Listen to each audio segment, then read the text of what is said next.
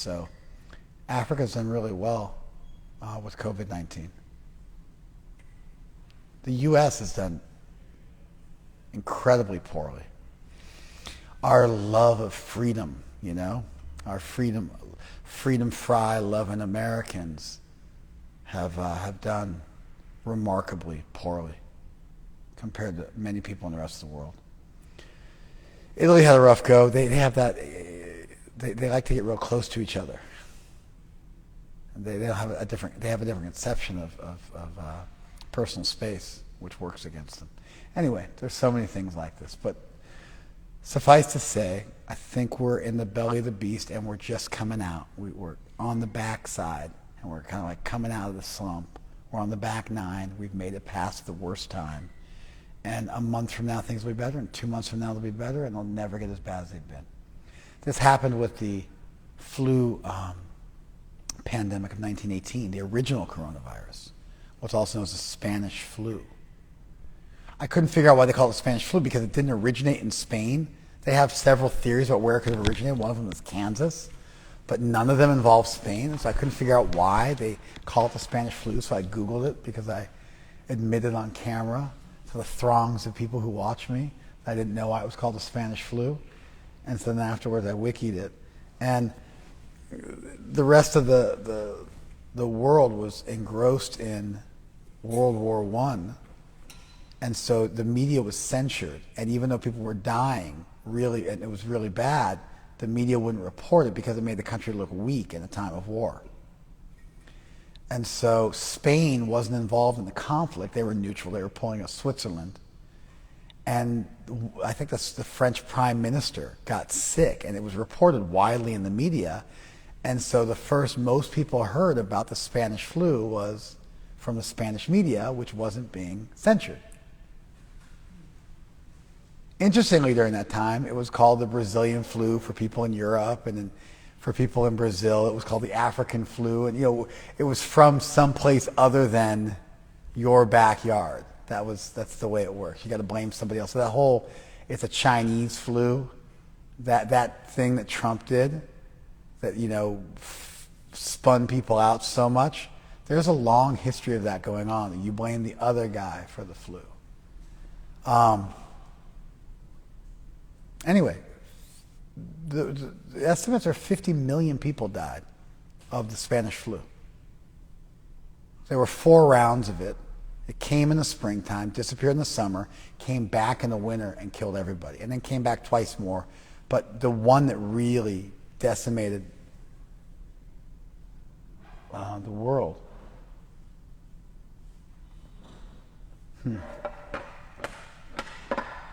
Anandini is seeing Aurora Borealis as we speak. They went up to the edge of the earth, to the North Pole practically. They're in Fairbanks, Alaska on their honeymoon because they're just getting married in the rain wasn't enough for them. So they decided to go up to Fairbanks, Alaska.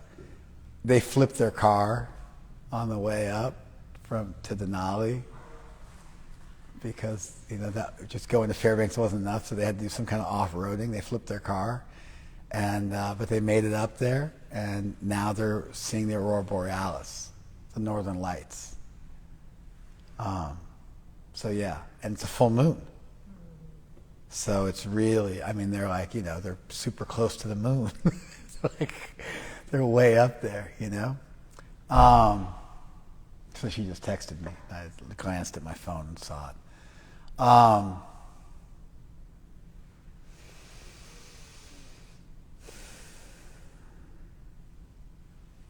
Yeah, the original coronavirus came in 4 bouts, but the worst of them was in the wintertime. It came back. It disappeared in the summertime, and it came back in the wintertime. And it killed, the estimates are 50 million people. 1/3 of the world's population at that time got sick. There was 1.5 billion people in the world. 500 million of them got sick. Just we think we got it bad. We're not even in the same ballpark. 50 million people died. 3% of the world's population. To mirror those numbers, 250 million people would have to die. It's staggering. It's 100 times more than the amount of people who have died. They had it 100 times worse.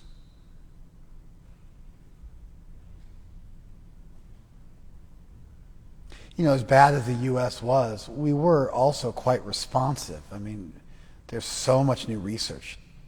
I think it's like 78,000 papers were published on the subject in the last year. It's a whole burgeoning new field. The world's working in real time. It was amazing. It's like if the whole world got together and said, let's cure cancer by next year or something like that. You know, what they might be able to accomplish.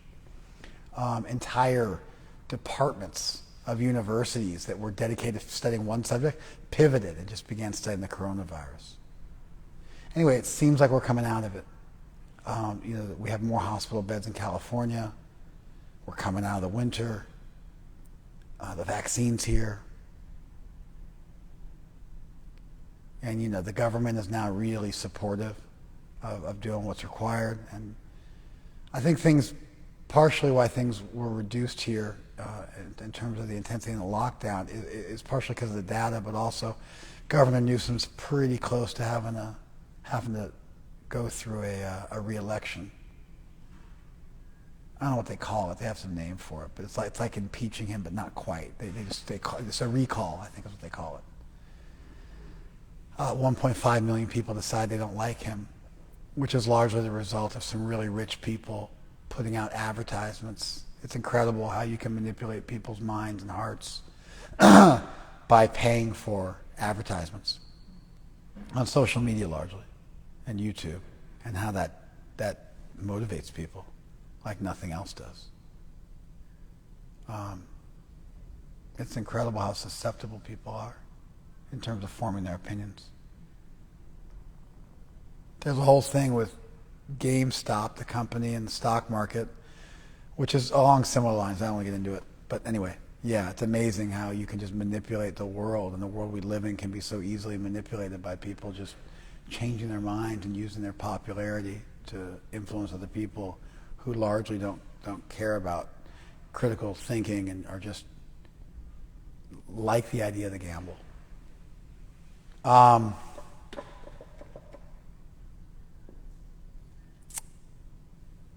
did I get into that? Oh, because we got some people here, a couple of people. We have like 3 people here. And so safely distanced, wearing quadruple masks and face shields.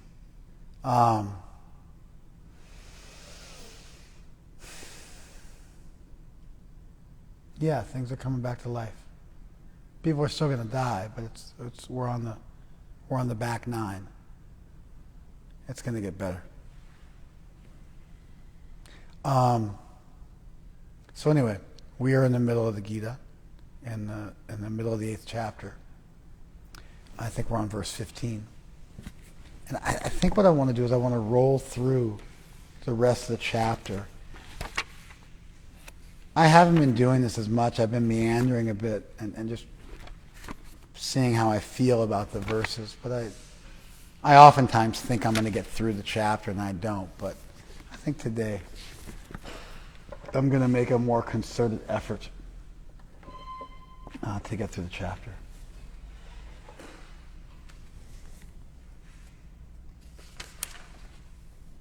I guess just in terms of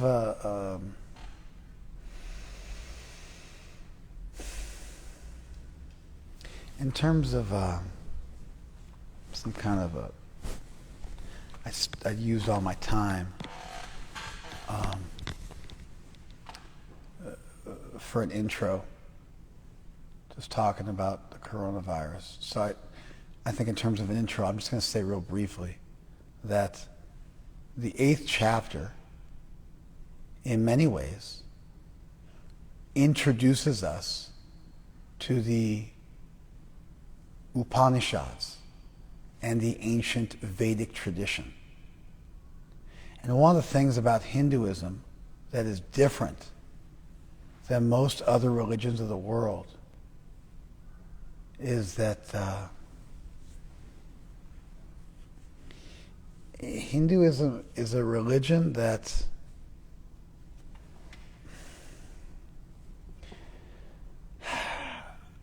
never broke from the past. Let me explain what I mean. The old Egyptian religion is gone.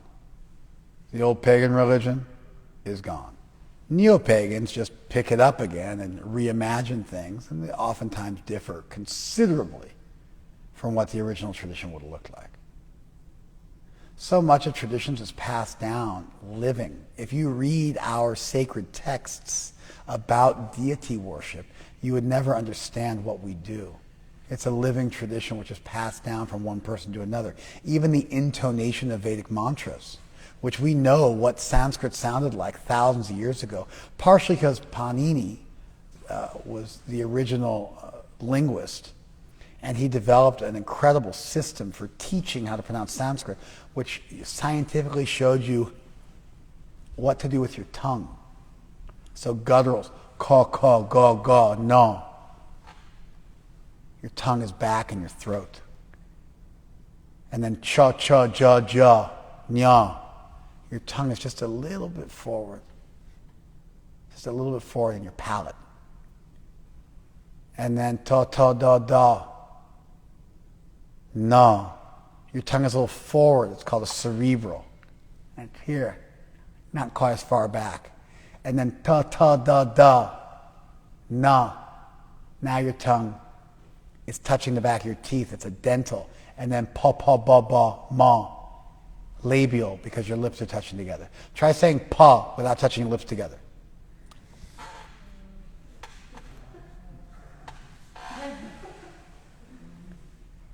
The different sounds we make are based on the same, there's aspirated and unaspirated air. Ja versus ja. Like if you say dog, say dog. Dog. Now say red hot. Put your hand in front of your face, say red hot. Red hot. You feel that puff of air come out when you say huh? Red hot. Oh, because you have your mask on. Okay. So that's called aspiration. Anyway, there's aspirated, non-aspirated, but a lot of the actual sounds of the letters that you say are based on, not a lot. There's aspiration, which is slightly different. But for the rest of it, it's based on where your tongue is placed in your mouth. And so you can scientifically teach language if you know this. And so the Sanskrit alphabet today is broken up into the gutturals and the palatals and the cerebrals and the dentals and the labials. That's how you teach the language. That's how you've taught the language for thousands of years. In fact, so much of modern linguistics, they discovered stuff, like in the last 100 years, 150 years, that Panini spoke about thousands of years ago. And they even say, we discovered this, and then we found a corollary, we found a precursor to this in Panini. And so, yeah. Egyptian religion died out and got recreated. Pagan religion died out and got recreated. We know how Vedic mantras sound because there's groups of Brahmanas in South India that can trace their lineage back 100 generations, thousands of years. Like there's a TV show on Netflix.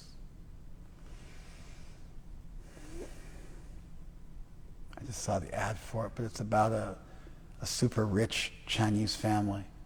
And the patriarch of the family is the 24th or 25th generational descendant of the emperor of China. There's families in India that can trace back their lineage by 100 generations. Most of North India all got corrupted by the Muslims. If you look at Hindi, it's 70% Urdu. It's not so much of it's coming from Sanskrit. If you look at Bengali, it's like 70% Sanskrit versus Hindi in North India. The closer you get to like the Pakistani border, the Afghani border, the more that culture is really a mashup of Islamic culture and India and Hindu culture. But for the south you go, you get these people where they You see it at a certain point, all the Islamic names for the cities. A lot of cities have both an Islamic name as well as a Hindu name. But you see there's no more Islamic names once you get far enough south. Unless you go to Kerala, which has a bunch of Muslims and Christians in it, because Kerala's on the western coast of India. So when people came around the Cape, the Horn of Africa, and they came up, then they would contact the southwestern seaboard of India, and so there's a bunch of churches there and a lot of Catholics there, etc. But anyway, if you go down far enough south in India, there's villages where people still speak Sanskrit. Blue-eyed villages, Indian people, but all with blue eyes. It's wild.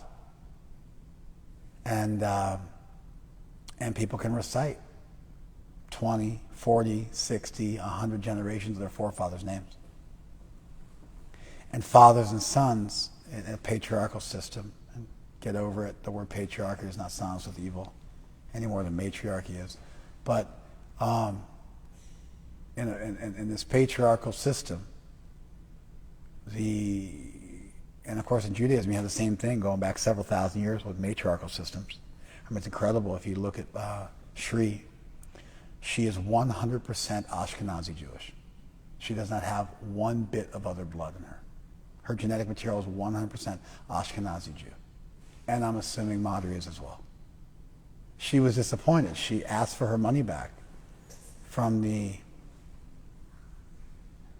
company that did her DNA testing, which then became the running joke that, she made up the joke. I didn't say, although I'm part Jewish, so I could say it if I wanted to. But she said that's the proof she's Jewish. She went and got her money back from the test. She's like, I didn't learn anything. This wasn't valuable to me at all. It wasn't fun at all. If you look at most of us, we're mutts. But the Jewish people have managed through their matriarchy to preserve their culture for thousands of years all over the world. It's incredible. Anyway, so fathers and sons passed on how to chant Vedic mantras, and we know how Vedic mantras sounded thousands of years ago because there's a living tradition of passing it on. And so much of a spiritual tradition and religion isn't taught in books. You don't get the actual version. It's like knowing how to perform surgery by reading a book versus actually performing surgery and having a doctor teach you.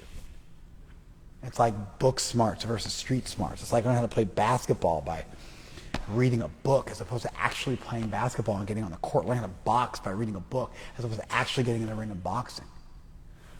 And so,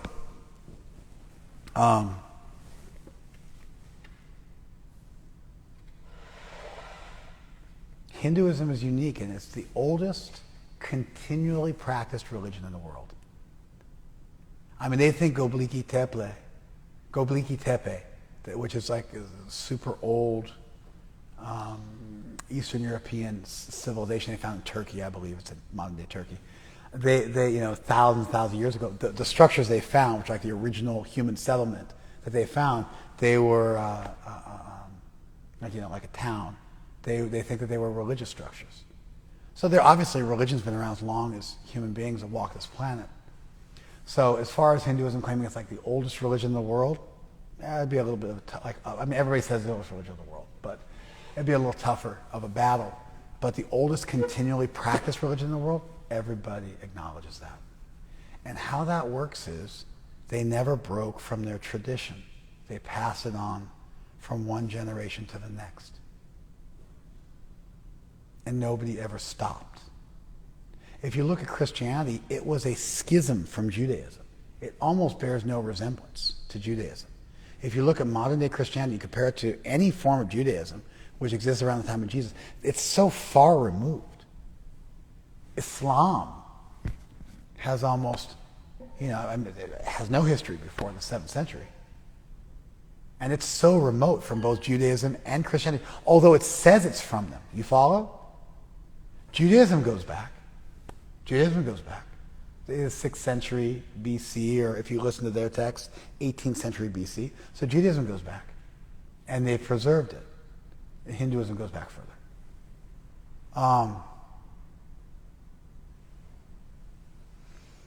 A lot of times a tradition like Buddhism will be defined by how they broke from Hinduism. You follow?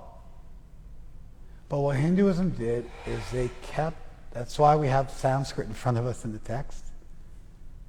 That's why devotees learn a whole lexicon of Sanskrit words. That's why we study ancient texts. That's why our rituals go back. That's why when you go to India, you're like, oh my God, there's hundreds of millions of people doing more or less the same thing I am. That's wild. And so we get a rap for being a new religious movement in the West. But if you actually go back, you can see how closely we follow a medieval and also an ancient tradition. And you know, if you talk to a serious Hindu pundit, they can trace back the practices we do today and show you where they come from. And show you the earliest precursors to them and how they've evolved and all the different ebbs and flows and twists and turns, and how you got from point A to point Q through all those evolutions and what the reasons of them are and how the whole thing is still connected. You follow? So in the 8th chapter of the Gita, we get reintroduced to the Upanishads, and Krishna actually quotes from the Upanishads a fair bit. And certainly the ideas are all coming from the Upanishads. And he's giving them a bhakti twist. Now, if you don't know the earlier Upanishadic literature, you don't know that. But if you know the precursor literature, then you can see how what Krishna's teaching in the Gita is intimately and inexorably linked to the earlier tradition, but also shines new light on it. If you don't know the precursor tradition, you can't appreciate that nuance. You just see the truth value of what's being said now. But if you have knowledge of the older tradition, you can go back and you can really appreciate it in all its glory. And see how Krishna's miraculously and beautifully addending or clarifying stuff. Does that make sense? All right. So, all right. Let's start with text 15. Let's get into this. After attaining me, the great souls who are yogis in devotion, they never return to this material world, which is full of miseries, because they have attained the highest perfection. So, mam upetya, achieving me, attaining me. Punarjanma, another birth. Dukalayam ashashvatam, in this house of sadness, in this impermanent house of sadness. Na apnuvanti, they don't attain that. Achieving me, they don't achieve another birth in this in this impermanent house of sadness. Samsiddhim paramam gataha, they achieve perfection and go to the supreme abode. They go to the supreme.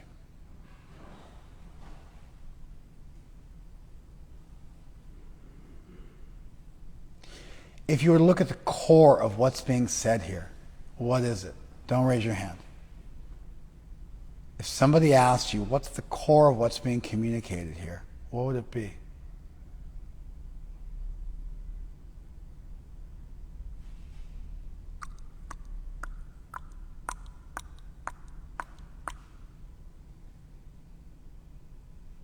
It would be that there's a heaven beyond this world.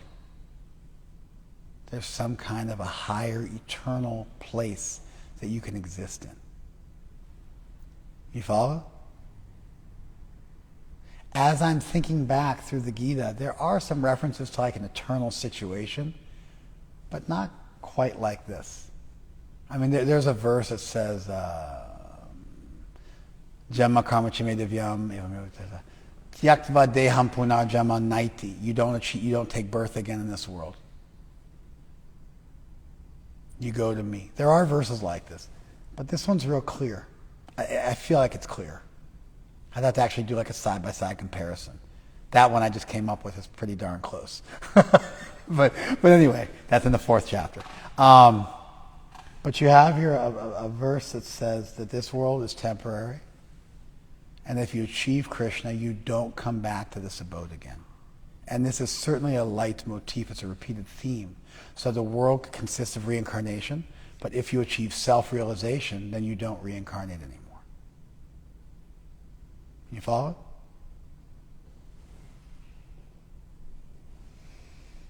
From the highest planet in the material world down to the lowest,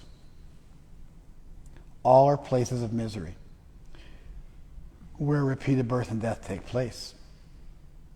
But one who attains to my abode never takes birth again. Abrahma bhuvanat loka punar avritino Arjuna. Up to the place of Brahma. Up to the place of Brahma. Brahma is the demiurge in charge of the material world. Brahma. Different than Brahma. Brahma with a short A is different than Brahma with a long A. See how she's just like a rock star? She just goes up, does it, comes back, doesn't make a big scene, wave her arms. See how smooth that was? Didn't break my flow. She was stealth. Saw that? All right. So, up to the place of Brahma. Brahma is the demiurge in charge of this world, and his planet is considered to be the highest planet in the material world. But even that planet, you come back from. They're all places where you'll again come back. Mamupetya tu kaunteya punarjamana vidite. But having achieved me, you will not find another birth. Another birth does not exist for you. It's really the same thing he just said. But he added in a little detail. What was the little detail? Huh? No, he said that. No, he said mam upetya, achieving me. And in this one he said mam upetya as well, achieving me. Both verses have the same word, mam upetya, achieving me. So that is not correct. Prabhupada translates my abode, but actually that's not correct. No, that's there also in both of them. Punarjama, another birth, is also common to both sentences. Listen, guys, I got a fancy thing for you. If I want to say what's different, and you repeat what's literally exactly the same in the language between both verses, it's not gonna be a passing grade. So both of you just found the only 4 words that are absolutely common to both verses. I could not have failed more precisely and accurately, even if I tried myself. What's different? That there are material heavens that aren't the transcendental heavens. What's different is that we introduced the possibility of Brahma's planets. Close enough. That's why I said Brahma's different. Brahma's a demiurge. I repeated it several times. I definitely try to set you guys up for success.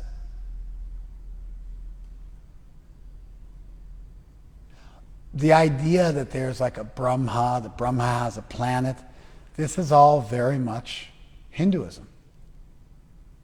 It's all very much an old Vedic worldview. You follow? It's quite specific. It's not generic concepts of spirituality.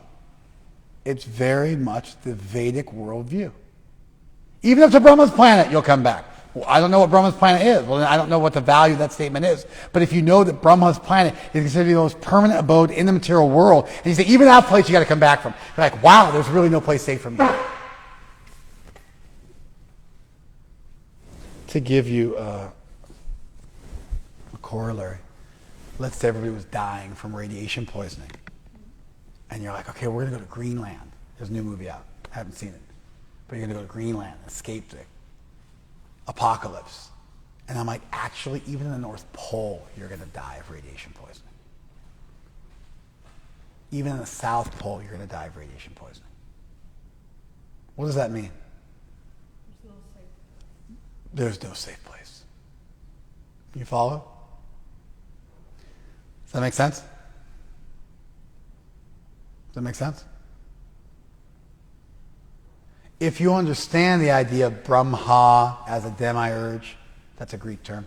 If you understand the idea of Brahma's planet, of where that falls in the Vedic conception of how you can evolve in the universe, then the weight of that statement becomes much greater. Otherwise, you're like, who's Brahma? What's his planet? What are we talking about? It doesn't make so much sense. That's an example of what I'm talking to you about. If you understand the pre-existing tradition, then you'll be able to appreciate these points. Let's keep going. By human calculation, 1,000 ages taken together form the duration of Brahma's one day, and such also is the duration of his night.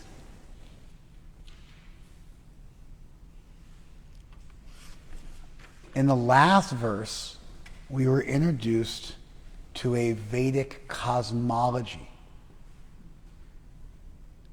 a map of the universe. In this verse, we're introduced to a Vedic conception of time. And it's actually interesting. If you just, I've never thought about it like this, but if you just look at it almost from a bird's eye view, what are we being told? We're being told there's people for whom one day is equal to millions of years for you. If even Brahma has to come back, one day of Brahma's life is millions of years. Now, it doesn't tell you this. It just says, Sahasra Yuga Paryantam Ahar Yat Brahmana Viduhu. Those who know say that Brahma's day, his ahar, Brahmanaha means of Brahma. So, Brahmanaha ahar, the day of Brahman. Paryantam, it's up to Sahasra Yuga. It consists of 1,000 yugas. Now, of course, to understand what a yuga is, you have to know what a yuga is, right? What's a yuga? An era. What's an era? A yuga is, there's 4 yugas. So there's Satya Yuga, which lasts for 1,728,000 years. There's Treta Yuga, which lasts for 1,200,096 years. There's Dvapar Yuga, which lasts for 864,000 years. And there's Kali Yuga, which lasts for 432,000 years. So 432 times 2 times 3 times 4. You follow? So one yuga, 1,000 divya yugas, all those 4 times 1,000. Do you follow that? Do you follow that? So that's 4.32 million years times 1,000, 4.32 billion years is one day of Brahma. You follow? And then Brahma's night is also the same amount of time. Brahma's day and Brahma's night each last for 4.32 million years. And Brahma has 360 of those days and nights, and he lives for 100 years. In a year, he lives for 100 years, which is 311 trillion years. So at the end of Brahma's life, he dies and has to reincarnate, and the people who live with him have to die and reincarnate. Although their life is to us infinitely more than our life is compared to a fly. Let's say there's a fly that lives for one day. There must be. I don't think all flies live for one day, but let's say there's a fly that lives for one day, right? So we live, let's say an average life is 100 years. So that's 100 years at 365, 36,500 days. You follow? You get this? So 311 trillion, you can divide that, by our one lifetime, so by 100. So now you have 3 trillion. So it's a smaller number. But it's like still thousands of times or millions of times more than we are different from a fly. So what's being communicated is we're not the only game in town. There's things out there which last for much longer than we do. But everything in the material world is subject to entropy in due course of time, even if it appears to be permanent, like the sun appears to be permanent, but it's also subject to entropy. And so don't think there's a safe place in the material world. Even if it lasts a long time, it still ultimately comes to naught. Like you get old. You ever see those mashups where you see like half of a woman's face when she's young and beautiful, and you see the other half of her face when she's old and decrepit? This is like she's like 90 and then she's like 25. You ever seen those? But that's everybody. Do not ask for whom the bell tolls. It tolls for thee. You're all going to get old and decrepit. I don't like dealing with Adobe trying to get me to update. Okay, here we go. You're all going to get old and decrepit. And you'd be like, oh, I'm going to age gracefully. Maybe for like a minute. Until you start crapping your pants. Your kid's got to wipe your backside. And you forget your name. And you drool on yourself.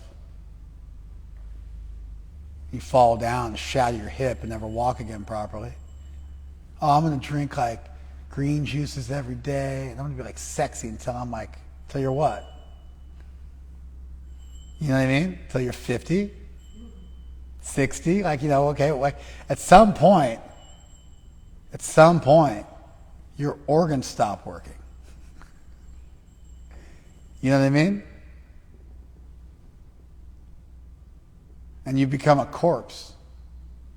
And your body starts to disintegrate on you while you still occupy it.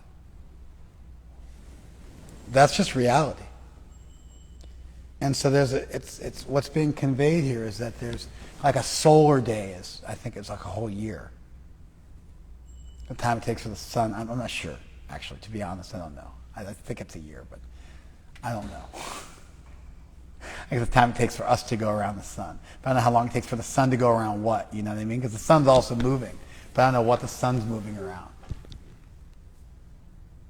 What's the sun orbiting? Because everything's in flux. Nothing is fixed. We like to think of things as fixed because they rule a heck of a lot slower than we do, and so we can judge our time. But like, what's the sun revolving around? And how long does it take for it to make one revolution around whatever it's revolving around? You follow? We find a point which is moving like much less than we are, and then we use that as an axiom, or we use it as a fulcrum to judge our own movement. But the thing that we're judging ourselves against and anchoring ourselves to is also moving, which is kind of wild, right? This is communicated by this verse.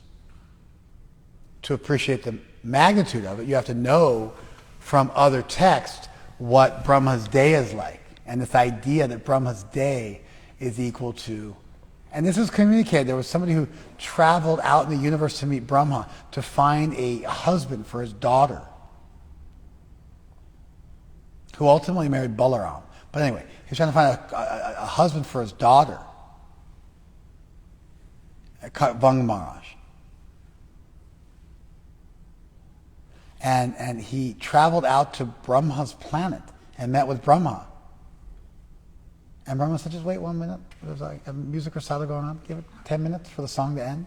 Then like afterwards, he says, I want a husband for my daughter. I'm thinking, here are the guys. And Brahma just laughed at him and said, they've all died, as have thousands of their descendants. The whole world has changed since you came up to my planet because time dilates and we live in a whole different universe than you do, with a much longer, which is kind of far out because Einstein's whole thing of time dilating is there in ancient Sanskrit texts. Deal with that. So,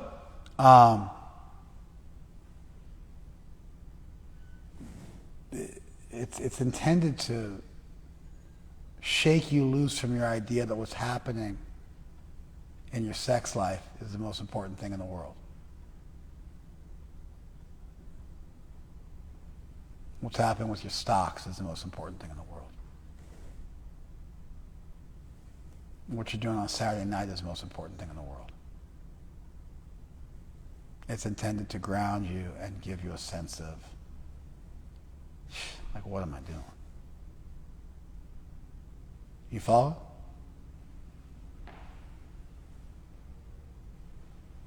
But again, to really appreciate the full scope of what Krishna's saying, you have to be familiar with Vedic time as well as the Vedic universe, the Vedic cosmography, the kind of mapping of the Vedic universe, right? Okay.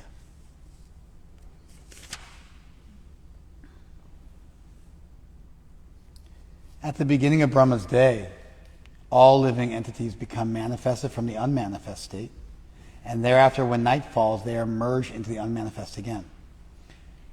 All right, so there's avyaktat, vyaktaya sarva prabhavanti ahar agame. At the start of Brahma's day, all living beings manifest or are generated from the unmanifested to the manifested.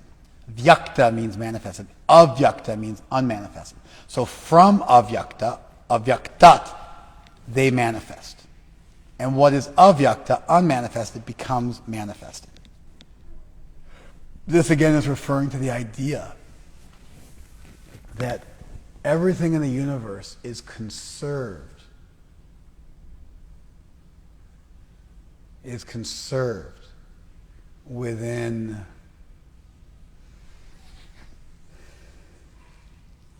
Within Krishna and his evolutes. And the whole world emanates and then contracts, and emanates and contracts, and emanates and contracts. And everything is born and comes to life, and the universe is created. And when Brahma goes to sleep, the whole universe is destroyed and conserved. And when Brahma wakes up again, he recreates the universe. When he goes to sleep again, the universe becomes destroyed. And the universe rises and falls alongside Brahma, who himself lives and dies along with the breath of Vishnu. Brahma's entire lifetime is the breath of Vishnu. Vishnu breathes out, and unlimited universes come out of his pores. And in each universe there's a Brahma who's born. And then when Vishnu breathes in, that Brahma has died. That 311 trillion years of lifetime Brahma has passed, and that is the breath of Vishnu. And the universes are so small that they freely flow from the pores of Vishnu when he breathes. You follow? And along with his inhalation, exhalation, which go on eternally, the universes are created and destroyed and conserved within the body of Vishnu. And in the meantime, they're conserved during the pralaya within the mahat, which is all matter kind of forced into a singularity. That's the worldview that's being expressed here. It's being synopsized, but it's fully articulated in other Vedic texts, but that's the worldview here. So now you've got this idea that your life is so small that the whole universe in which you live and die is created in Brahma's one day. And that whole universe is created, Brahma's entire universe is created in the breath of Vishnu.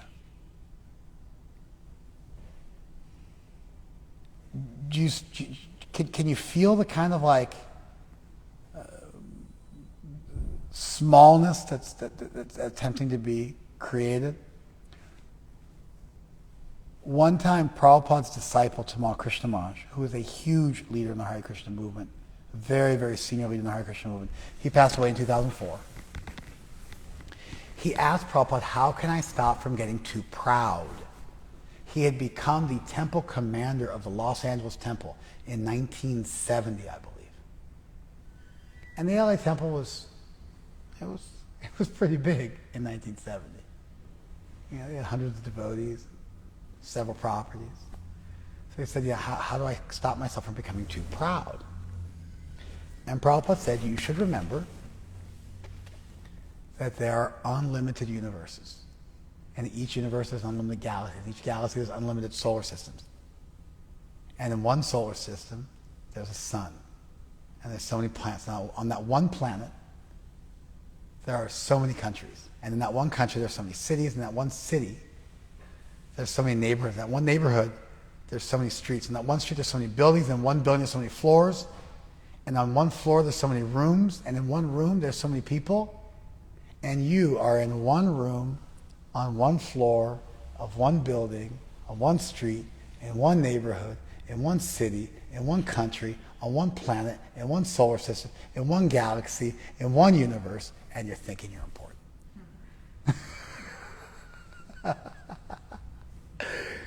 Bhakti Vinod, Prabhupada's guru's guru, said that if you want to cultivate humility, you need to clearly see how great Krishna is. And by seeing how great Krishna is, you naturally become filled with humility because you realize how small you are and how dependent you are. You feel gratitude, you feel humility. That's what's trying to be conveyed here. These huge swaths of time, these huge swaths of planets, and where we fit into that world. If you appreciate and you understand the worldview that Krishna was speaking within, the Vedic worldview, then these statements are easy to appreciate. You follow? There's a movie called Hyena Road. It's an excellent movie about the war in Afghanistan. A bit satirical. But anyway, there's something that's really good in the movie is there's a Pashtun warrior. The Pashtuns are called Pathans in India. And they're like an ethnic group in India. And actually in India, they're vegetarian. And it was the one group, when somebody traveled around the world looking for vegetarian groups, traditional vegetarian groups, the Pathans were. They drank milk, but they didn't kill the animals.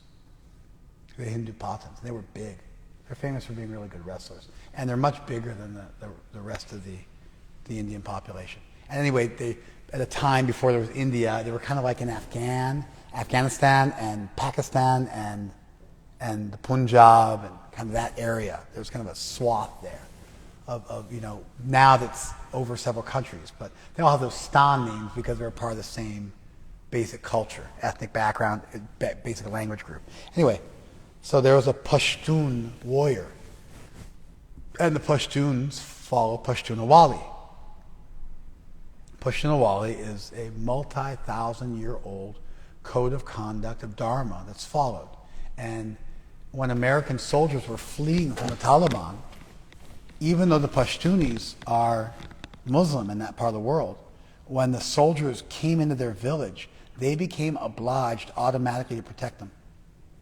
And so they fought against their own countrymen, the Taliban, to protect the American warriors, because to not do so would have brought shame to their tradition, because they're upholding a multi-thousand-year-old code of conduct where if anyone walks into their village, they give them shelter and they will fight against anybody to protect them, even if the whole village is destroyed, and they won't think twice about it.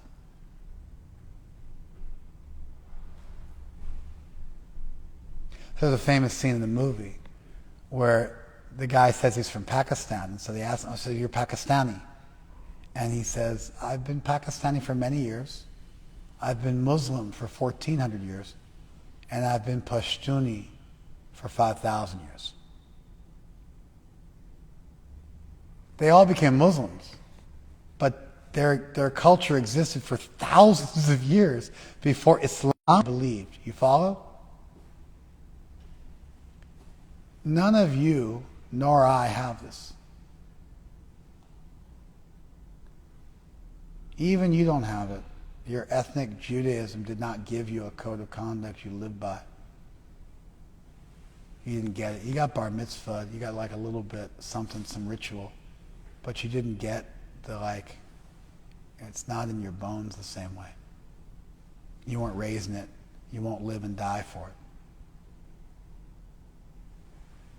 Hinduism is like that. It's a worldview that's been kept alive for thousands of years that attempts to deal with some of the biggest questions in the world.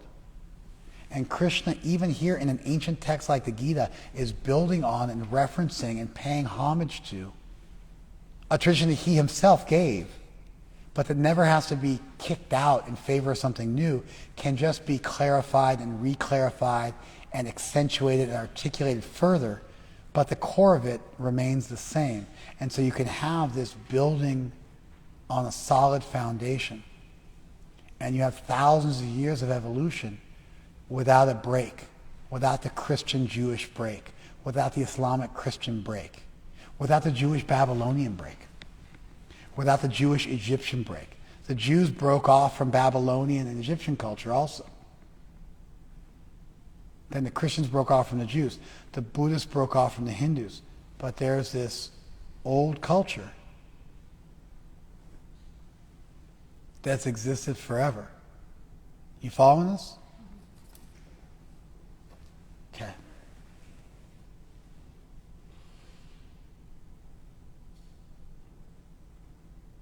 Again and again, when Brahma's day arrive, all living beings come into being. And with the arrival of Brahma's night, they are helplessly annihilated. Yet there's another avyakta. There's another unmanifested, which is eternal. So it's not like the unmanifested in this world, which is manifesting and unmanifested, manifesting and unmanifested, but which is a place of suffering and is temporary. You follow? This unmanifested is not that. This unmanifested is sanatan. It's eternal. It's transcendental to the manifested and unmanifested matter. So we're calling it avyakta, unmanifested, but it's different than the destroyed matter, which is also called avyakta, because it's sanatan, it's eternal. It is supreme and is never annihilated. When all this world is annihilated, that part remains as it is. This is amazing because here we are, these tiny little beings living this ant-fly-like existence in the grand scheme of the universe. But we have the ability to understand this truth, that there is a fundamental, spiritual, eternal reality that we can participate in. And that our small, insignificant life of quiet desperation can become heroic if we understand what this eternal, that there's an eternal amidst all the temporary. There's a true amidst all the false. There's something real amidst all that's unreal and trivial. And Krishna, it's very interesting the language he's using. But there's another avyakta, beyond the avyakta I just explained to you. And that avyakta differs from the other avyakta in that it's eternal. And it's never destroyed. And it remains as it is. You guys following this? That which the Vedantins describe as avyakta and akshar, undecaying and unmanifested. That is paramam gatim, it's the supreme abode. Yam prapya nanivartate, achieving that you don't come back. Tad dham paramam mama, that is my abode. Krishna is saying here that the Upanishads, when they talk about an eternal abode, an eternal truth, an eternal reality beyond this temporary reality, Krishna is saying, that's my place. That's what I mean when I say achieve me. That's a relationship with me. So he's taken the idea of the Upanishadic absolute of Brahman and he's explained it in relationship to himself. You guys following this? Here it comes.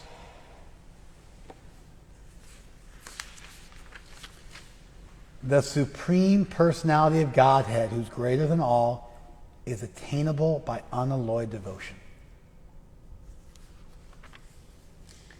Purusha Sapara, the Supreme Being.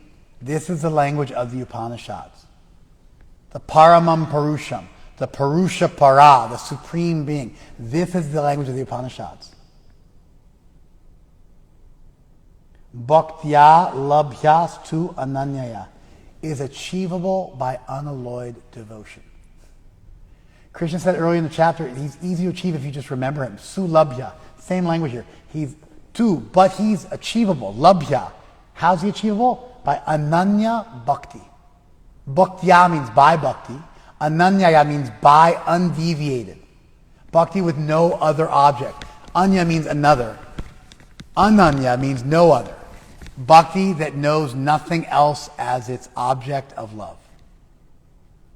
Here's what's amazing. Krishna's saying here that bhakti and love to achieve the supreme is what's being taught by the Upanishads. And when they speak of an unmanifested reality you can achieve through yoga and meditation, what they're really describing is him who is achievable through devotion. And that's why, simply by remembering him, you can achieve perfection. To make this point sink, and make the profundity of this point sink, I had to give you guys a little bit of an introduction into the Vedic world so you would understand how powerful and straightforward and really controversial and subversive and plain and like just like really like in your face the Gita is. It's my abode. It's me. That supreme being that the Vedas speak of, that avyakta, that akshar, that Brahman, all these words you've used to describe that incredible, ineffable object of yogic meditation, that's me. And you can achieve me through devotion. Through one point of devotion. Through devotion and through nothing else. That's another way of reading it. Through devotion and through nothing else. Yasyanta stani bhutani. In that supreme being, everything exists. Yena sarvam idam tatam. And that everything is pervaded by that supreme being. The Supreme Personality of God, who is greater than all, is attainable by unalloyed devotion. That statement is so powerful. That statement is like a lifetime, a million lifetimes, a billion lifetimes of thought. The Supreme Personality of Godhead, who's greater than all, is attainable by unalloyed devotion and by nothing else. Attainable merely by unalloyed devotion, only by unalloyed devotion, the most powerful force in the universe, something that you have the ability to cultivate. Instead of loving this world of mammon, which doesn't long endure and is gone before you can even blink, you could take that same capacity for love and love Krishna.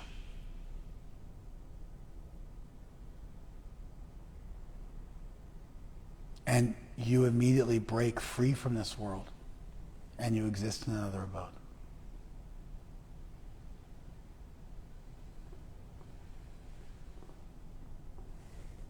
Do you guys feel the weight of the statement? I'm trying to convey the weight of it. I tried to, like, in the brief amount of time we had together, I want to give you enough of a Vedic worldview that you would be able to appreciate the power of this statement, the intensity of the statement. Although he's present in his abode, he's all pervading and everything is situated in him. It's also just like an amazing conception. Everything is within me and I pervade everything. I'm within everything and everything is within me. Everything is within me and I'm also pervading everything. Everything is within me and I'm within everything. Therefore, although the Supreme is so far away, he's really close.